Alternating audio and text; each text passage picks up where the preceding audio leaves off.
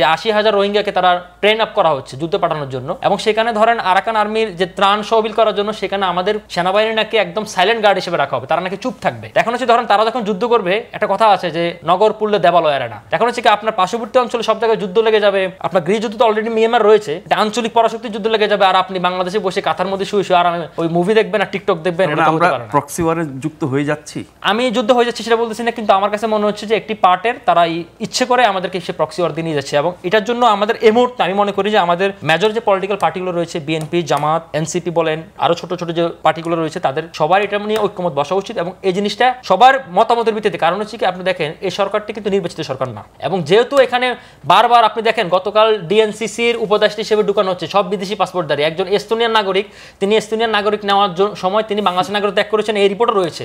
পরবর্তী তিনি social media bullying এর কারণে তিনি নিজে রিজাইন করেছেন, বলেছেন এটা।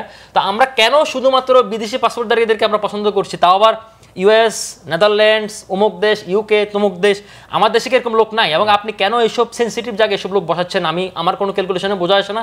এবং আপনি দেখেন বাংলাদেশের হিস্ট্রিতে, বাংলাদেশের মধ্যে একটি দেশে কখনোই কিন্তু আপনার মানে সিকিউরিটি অ্যাডভাইজার বা নিরাপত্তা অ্যাডভাইজার কিন্তু কখনো ছিল না, পদে ছিল না কোনোদিন। ইভেন আপনাকে আমি আর একটু পার্সোনাল জিনিস শেয়ার করতে চাই। যখন সেনাপ্রধান আজিজ আহমেদের মেয়াদ শেষ হয়ে যাচ্ছিল, তখন তিনি পরবর্তী সময় রিটায়ারমেন্টের আগ মুহূর্তে তিনি তার এক্সটেনশন করার জন্য তিনি ইন্ডিয়ার মাধ্যমে তিনি হাসিনাকে প্রেসার দিয়েছিলেন। কিন্তু হাসিনা তারপরেও এতটা ঝুঁকিপূর্ণ ছিল, তার নির্বাচন নিয়ে এত মানে ক্ষমতার জন্য সে এত পাগলা গোড়া ছিল, কিন্তু তবু সেটাতে রাজি হয়নি। কিন্তু আমি বুঝলাম না যে ইউনূস সরকার ধরুন আমাদের গত ৮-৯ মাসে আমাদের যত মানে আমাদের ফরেন যতগুলো সাফল্য রয়েছে, এখানে ধরেন তো আমাদের পররাষ্ট্র উপদেষ্টার কোনো ভূমিকা নেই, কারো কোনো ভূমিকা নেই একমাত্র ইউনূস ছাড়া। কারণ ডক্টর ইউনূসের একটা ফেস বলে রয়েছে, একটা ব্র্যান্ড বলে রয়েছে, উনি অনেক কিছুই ওনার নিজ যোগ্যতা সেটা করে ফেলেছেন। তো সে জায়গা থেকে উনি তো একাই এনাফ ছিল। তো উনি থাকা অবস্থায় আপনি সেখানে হচ্ছে আপনার মানে আবার কেন নিরাপত্তা উপদেষ্টা ডক্টর খলিল রহমানকে নিয়োগ দিল, আমার কোনো বোধগম্য না। আরেকটা বিষয় দিয়ে আমি শেষ করছি, সেটা হচ্ছে কি আপনি লক্ষ্য করেছেন কিছুদিন আগে আমাদের সেনাপ্রধান জনাব ওয়াকরুজ্জামান তিনি একই সাথে রাশিয়া এবং ক্রোয়েশিয়া ভ্রমণ করেছেন। ওকে, তিনি রাশিয়া ভ্রমণ করেছেন, ক্রোয়েশিয়া ভ্রমণ করেছেন, তিনি একজন মিলিটারি পার্সন, তিনি army logistic support train up নিয়ে কথা বলতে পারেন। দুটি জিনিস নিয়ে কথা বলার ওনার